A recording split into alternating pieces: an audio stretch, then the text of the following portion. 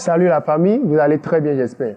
Aujourd'hui nous allons parler encore d'un sujet très important, mais avant ça je vais vous raconter une petite histoire qu'on m'a racontée aussi, qui nous permettra de mieux percevoir le sujet que sur lequel je veux parler aujourd'hui. Il y a quelques temps, j'étais en salle de sport, moi je suis un coach sportif à la base, je travaille avec un monsieur et il me racontait une histoire. Il me dit, Caleb, il y a quelques années, je faisais beaucoup le show, je sortais avec les filles, je m'amusais beaucoup malgré que j'étais marié. Mais aujourd'hui, je ne fais plus tout ça, pas parce que je n'ai plus les moyens, bien au contraire, j'ai plus de moyens aujourd'hui, mais je ne les fais plus à cause d'une histoire. Je dis quelle histoire? Il m'a raconté la petite histoire, qui est quoi?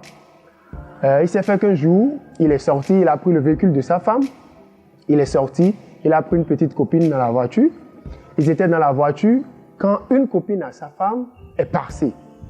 Apparemment, elle aurait vu le mari de sa copine avec une autre fille dans le véhicule de sa copine.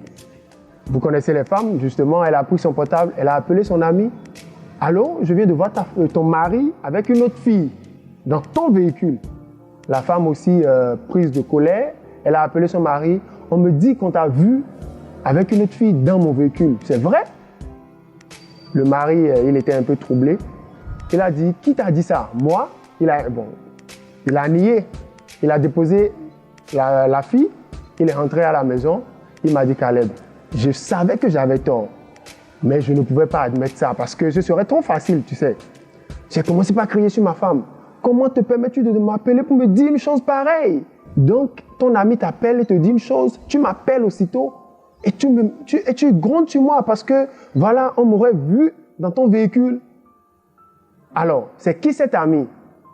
Elle ne voulait pas dire pour protéger son ami. Le mari dit, ok, soit tu me dis qui est cet ami, ou soit tu sors de chez moi.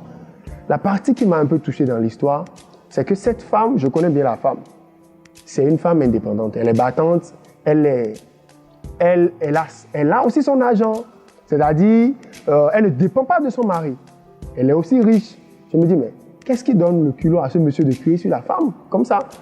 Il m'a dit, Caleb, j'ai crié sur elle, j'ai dit, soit elle choisit son ami, soit elle me dit qui c'est, et elle me choisit. Ce soir, c'était très chaud à la maison. La femme a fini par dire qui c'était, et qui lui a dit, à partir d'aujourd'hui, je ne te vois plus avec cet ami, soit tu l'as choisi, et tu quittes chez moi, ou soit tu me choisis, tu restes. La femme est restée longtemps silencieuse, elle était perdue dans tout ça. Elle dit, ok, ne te fâche pas, je te choisis, tu es mon homme. Ah, il m'a dit que ce jour, c'était chaud. Il se dit, au fond de lui, il a trouvé un peu de soulagement, mais sa conscience a commencé par le combattre. Et ce n'est pas fini. Il me dit, depuis ce jour, sa femme avait l'habitude de prier, elle prie, mais elle a redoublé d'efforts. Chaque fois qu'elle rentre dans la chambre de la femme, ou bien qu'elle rentre dans leur chambre, il voit la femme en train de prier, d'appeler son nom. Seigneur, touche le corps de mon mari. Change-le, touche le cœur de mon mari. Il sait au fond de lui qu'il avait tort. Mais sa femme, il a crié sur la femme. La femme même pouvait lire clairement que c'était une vérité.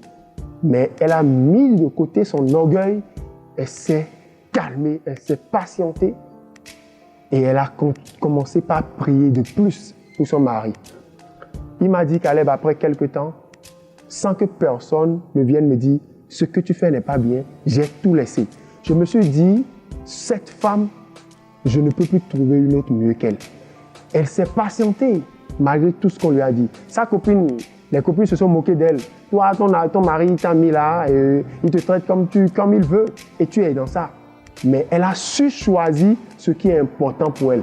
Elle n'a pas suivi les conseils de la copine, mais elle a choisi, assumé ce qu'elle a choisi à la base. Elle a choisi son mari, elle s'est mariée, ils ont déjà des enfants ensemble. Elle a décidé de se sacrifier. Elle s'est patientée. Elle a compris qu'elle ne peut pas changer son mari. Mais Dieu, par contre, peut jouer ce rôle.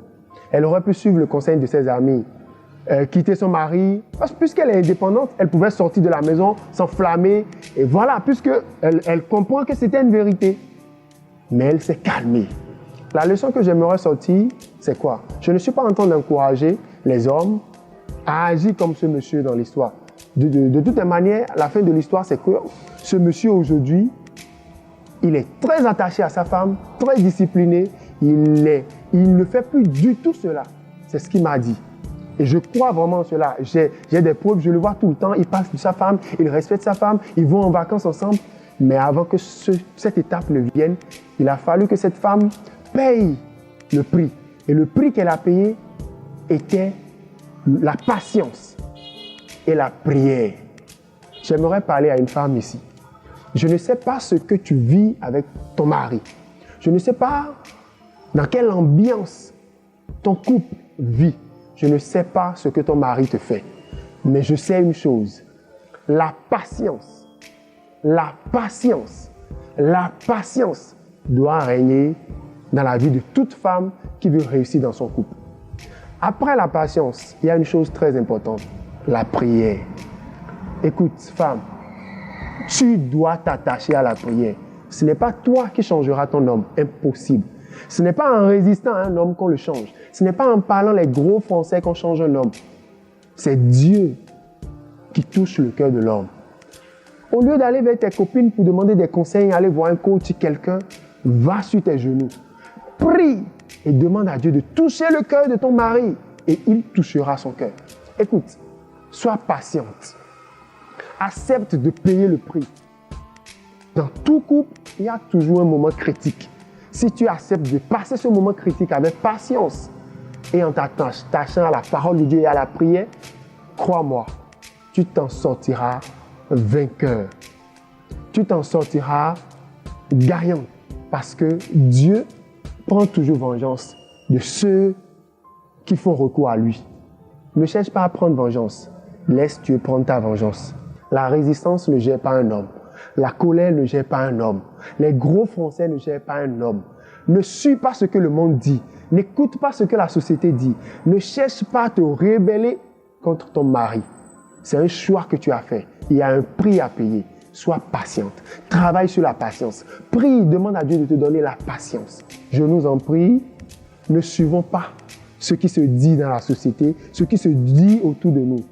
Faisons preuve de sagesse. Chère femme, chère madame, chère maman, je vous en prie, faites preuve de patience. Et vous en sortirez gagnant dans ce combat. Shalom, paix à vous. Merci.